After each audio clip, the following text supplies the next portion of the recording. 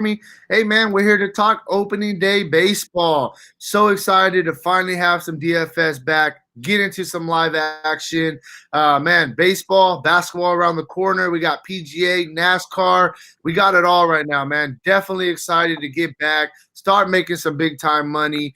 Man, I'm excited, Jay. How are you doing, bro? Excited. It's finally here. Yep. Hey, finally back after what, 3-4 months layoff. Hey, make sure to check out the site, dfscheatsheet.com.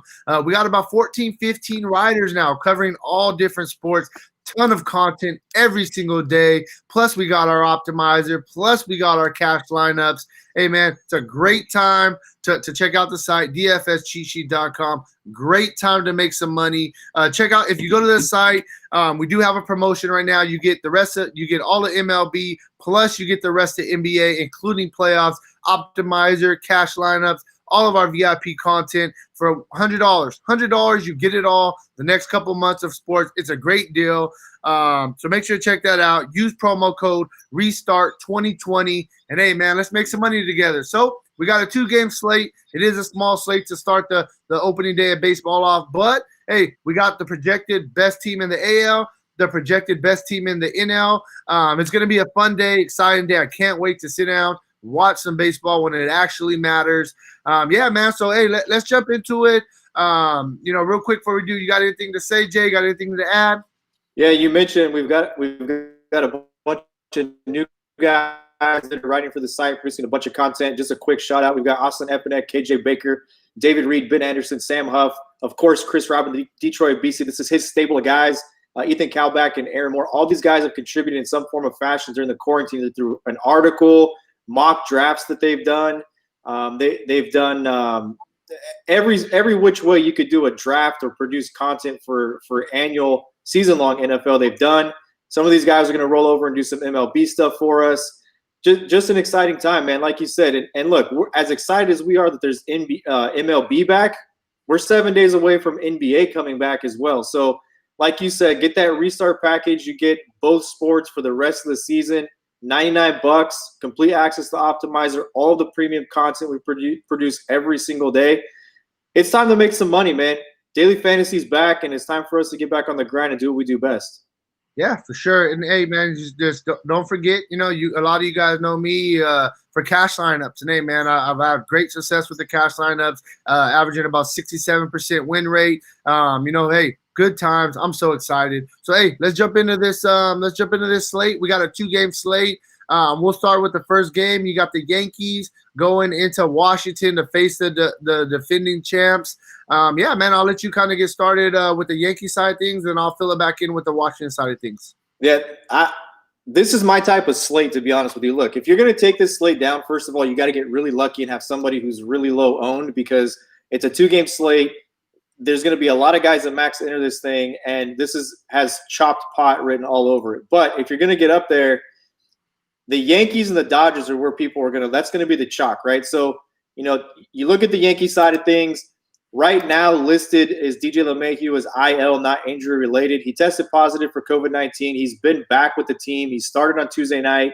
DJ LeMahieu at $3,500. I don't think that he got enough credit for how much of an impact he had on this Yankees team last year. The guy came over and dropped bomb after bomb after bomb, and proved that the success he had as a Major League Baseball player wasn't just the Coors Field effect. He played extremely well for the Yankees last year. I look for LeMahieu to keep rolling. This is a stacked lineup. He's leading off. It's a guy you don't want to put on. He's going to get pitched to, because you don't want to put a guy on first base and then have to go through the rest of that lineup. So he's going to get pitches to hit, and he proved last year that he can deliver. Gio Urshela, another guy, $2,000 price tag. This guy was up as high as $3,500 last year. People don't realize the Yankees went through all the injuries that they went through last year, and Gio Urshela was a guy in AAA who came up and just caught fire. This guy's a very solid hitter. He's a very good defensive player, and Max Scherzer got lit up the other night, right? It was an exhibition game, but Scherzer got lit up. People are going to play the Yankees. You could play Gleyber Torres. You could play Brett Gardner. Aaron Hicks is probably the most under-the-radar guy on this Yankees team. Stanton, Aaron Judge, the guys are going to be popular. Aaron Judge is hot, hit a bomb yesterday in an exhibition game. And the thing is, all these guys are very fair priced right now, man. You look, Aaron Judge is 4,100, Stanton 3,500, Hicks 2,700, even Ursula at his price, LeMahieu at his price. So you're going to be able to do some things with getting Kershaw or getting Garrett Cole or getting Scherzer. And I think that that's the reason, and I'll talk about it when we get to the next game, but that's the reason I think that you're going to have to stack not against your pitcher, but have a one-off against the pitcher you pick. I think would be a very fair way of being contrarian. So if you're going to get, if you're going to run a Yankee stack, do it either do a four-man stack and get Garrett Cole as a part of that to be different, or throw Max Scherzer in there and take a Yankee against Scherzer. So that's kind of where I'm at with the Yankee side of it. Yeah, man. I mean, if we go over to the flip side of things, I mean, yes, we talk about Max Scherzer. He didn't have a really good start. I understand, but you got to understand at the same time. I mean, these guys have had 3-4 month layoff. They're trying to get back into the rhythm of things. And at the end of the day, we know what Max Scherzer brings us. I mean, the guy has 15K upside any single night. We talked about it with the Yankees. Is yes, they have a lot of power upside. They got a lot of great potential in that lineup, but they do got a lot of guys that also swing and miss. So I think going contrarian a little bit, stacking against the Yankees and going with Scherzer is definitely a good way to differentiate yourself a little bit. I definitely think the upside still is there. And then, you look at Garrett Cole. Garrett Cole's a stud. There is no if, and, or buts about it. The Yankees signed him. He's going to be, in the hunt for that Cy Young award this year. I mean, the guy's just he's a baller. But you got Washington, defending champs. Yes, they've lost some guys in that lineup, but they do have some guys that are still really good hitters. And the fact that they're going against, in my opinion, probably the best pitcher on the slate, they're coming in pretty cheap, man. That's one thing that's really, really standing out to me. A couple guys that you can look at, and obviously I think that Washington is a little bit more of a GPP stack, but it's a 2-game slate. This basically is a GPP slate as it is. You can look at a guy like Eric Thames, 2,400. He's a guy that if he gets a hold of the ball, you got Garrett Cole who throws the ball hard. He can hit the ball a long way. I like him. You got Howie Kendrick, a professional hitter, 2,500. I think he's a really cheap price tag. Two more guys that I'll look at is, you can look at Trey Turner, 3,600. He gives you a little bit of power upside. He can get still 2 bags just with the walk. He can get you value in that. And then lastly, man, you're looking at their stud, man. The guy definitely had a breakout year last year. We're talking about Juan Soto. Yep, Juan Soto at 4,000. It's not the most lovely price tag, but hey, he's a hitter, man, and he could definitely give you some upside in GPPs. Last but not least, I think value-wise, 2,600. I think you could look at Adam Eaton. Adam Eaton's a guy who doesn't strike out very much. He puts the ball in play. He's very, very fast. I like the price tag. He's just too cheap, in my opinion. So I definitely think you could look at him as a value play at 2,600. So you could pay up for some of these big bats, and you can even potentially pay up for one of these pitchers. None of these pitchers are really too cheap. 10.3 for Kershaw is still kind of up there. Johnny Cueto, I'm gonna let you get to that next game. He'll be the ultimate GPP, but he's really the only cheap pitcher on this slate. So you're gonna need some value in some way, shape, or form. So yeah, that's really where I'm at, man. I think it's going to be a pretty good game out there in Washington, though. Next game, we'll move on, man. We got your team, the Giants, is my team, the Dodgers. Real quick before we do jump into it, I just want to say, as a Dodgers fan, I'm really, really happy. This morning, they signed an extension with Mookie Betts. We know the guy's an MVP caliber player. 13-year deal. Very, very happy to have him part of our club for these next, basically a little bit over a decade, man. Him, Bellinger, hopefully that's going to be our core for a long time, and hopefully we win a bunch of World Series for sure. So, hey, man, I'm going to let you get started with the Giants and, Johnny Cueto. I know that you think he's a pretty good GPP play. I think he's this is it. To me, I think that if there's going to be a single takedown of a GPP, it's going to be a Johnny Cueto lineup, and it's going to be Johnny Cueto gives you a quality start, meaning he goes 6 innings and gives up 3 runs or less, right? That doesn't mean that you expect Johnny Cueto to go out. Let me just touch on this really quick with Cueto. Johnny Cueto hasn't been the best pitcher, and Johnny Cueto hasn't been himself, but Johnny Cueto tried to pitch injured. If you remember, Cueto tried to pitch with an inflamed elbow. He tried to pitch through it. He went on the injured list, tried to come back, and then ended up having Tommy John surgery, which ended his season. He came back late last season. He struck out 13 guys in 16 innings. It wasn't anything flashy. They let him go, a couple innings at a time, I think, over 4 different appearances. But let's take a look at guys like Jacob deGrom, Steven Strasburg, right? Johnny Venters, Adam Wainwright, Rich Hill, even. Your boy from your Dodgers, John Smoltz. You can go all the way back, of guys who are power pitchers with power stuff who had Tommy John surgery and came back and were just as good, if not better, as far as velocity, command, movement, etc. So Cueto's healthy, and we talked about this in the video yesterday. Guys haven't played and had this long of a break probably in their entire careers. They've been playing since Little League Baseball, where, in the world we live in now, it's year-round, right? You kind of play sports year-round. These guys haven't been in a competitive environment for 4 months. So, he's going to be well-rested. He should be in really good shape, and he's healed, right? So we know he's healthy. Having said that, he's had some success against the Dodgers. It's a guy who relishes going into Dodger Stadium. Nobody's going to be on Johnny Cueto tomorrow. The vast majority of entries tomorrow in these tournaments are going to be people trying to stack up the Yankees and the Dodgers and get as much exposure to it. The contrarian plays are the Giants and the Nationals, right? And the Nationals will be sprinkled in with some of these Yankees. And for value, I think, with some of the, if you're going to play Kershaw, I think you sprinkle in some value of the Nationals and get Kershaw, some Dodgers, and Yankees, and the value of the Nationals. People aren't going to go here. And I do think there's some good spots to get some Giants in your lineup with Johnny Cueto and be contrarian. So Cueto, I like. I think that you can look for him to give you a quality start tomorrow.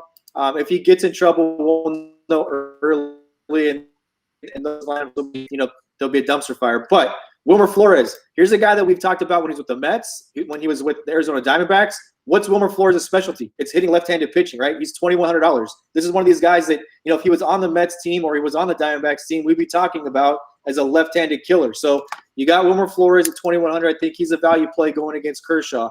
You can also look Pablo Sandoval, another guy who's a switch hitter. He likes these types of moments. We know if Pablo Sandoval can do anything, it's hit as a Giant. He didn't do well as a Red Sox, obviously, but he can hit. He's $2,100. So, there's 2 guys, bare minimum price tag. And then the third guy I'll mention, if I was going to build a stack here, would be Hunter Pence. Hunter Pence, new batting stance, wanted to come back to San Francisco. But he had some success until he got injured last year in Texas with the new batting stance, kind of recreating himself. Hunter Pence was a pretty good GPP play last year for the first half of the season. Not a lot of guys were on him. He was hitting for power, etc. So he does have some success against Kershaw as well in the past. And that's those are the 3 guys that I would look at for the Giants for some value. There are some other guys. Alex Dickerson, he's been hot. Mike Yastrzemski, he's been a really good Giant. But both of those guys are left-handed bats in a lefty-on-lefty matchup. But I do think that you can get some Giants in your lineup, either if you're stacking, the Giants with Washington to be contrarian, or as value-added spots to, even like I talked about in the beginning of the video, take one of these guys like a Hunter Pence as a one-off against, and against Kershaw, if you're going to load Kershaw on a lineup, right? If you're going to stack the Dodgers with Kershaw, like, 3 Dodgers and Kershaw, and you need, that other one-off play, load Hunter Pence against him. People do not like to put a hitter in their lineup against their starting pitcher. Yeah, no, for sure. And I mean, on the flip side of things with the Dodgers, I mean, one thing, as a Dodgers fan, I will admit it, it's not the same Kershaw from 4 or 5 years ago. It definitely isn't. He's not in the same caliber as Garrett Cole no more. I'm man enough to admit that. But Clayton Kershaw still knows how to pitch. You got, I like Hunter Pence. I like that call. Hunter Pence is a game-time decision going into tomorrow. And, you got a Giants lineup with no Buster Posey. It's a little bit of a watered-down lineup. So, yes, I still think this is a spot where Kershaw can have a quality start and get you, save you a little bit of money off of Garrett Cole, and you can add an extra bat in there. And he'll probably be a little bit lower owned than Garrett Cole or Max Scherzer. We got to wait on that. And as far as the bats, man, I mean, where do you want me to start? The Dodgers are loaded. I mean, 1 through 8, they're loaded. It is what it is. I mean, you start at the top. You got Mookie Betts. The guy is gonna, he's gonna get on base. We know that from him. I think honestly, Mookie Betts, in my opinion, I'm gonna go out there and say it. I think Mookie Betts is probably the best play overall tomorrow. If you're paying up somewhere, I really, really like him in this spot. You got Justin Turner batting in the 3 hole at 3,100. I think he's a great value. for the spot that he's in. He's batting, right after Muncy, Betts, right before Bellinger. So they're gonna have to pitch to Justin Turner. I like Muncy. I like Bellinger. He's an easy play. So, and then the last guy that I think a lot of people are not gonna really pay attention to. They're kind of forgotten about, but he got hurt last year. Before that, the guy was a stud. He's been a stud. You got Corey Seager at 3,200, batting in that 5-hole with 4 quality batters right in front of him. I think he's going to get a ton of RBI opportunities. We know that Corey Seager is a really good hitter. We know he has some power. So I think Corey Seager at 3,200, I think Justin Turner at 3,100 are really good value plays to get in your Dodger stacks right there on the harder order. And then after that, you mix it up. You get some Betts, you get some Muncy, you get some Bellinger. You're not going to be able to pay up for everybody unless you go with the Cueto route. But you really don't want to stack up a full Dodger stack going against Cueto. That's not really the optimal way to go. If you do it and Cueto does get some strikeouts, possibly could work out. But hey, at the end of the day, I love the Dodgers tomorrow going against Johnny Cueto. A couple games, that warm-up games that they've had so far, they've already shown the power upside. They've already shown they're going to put a ton of runs up. So I definitely think that the Dodgers are the top stack tomorrow. Mookie Betts, my favorite play, hitting-wise on tomorrow's slate. And that's really where I'm at, man. I'm excited. Baseball's back. Like you said, baseball is your sport. NBA is my sport. We're about to have them simultaneously next week.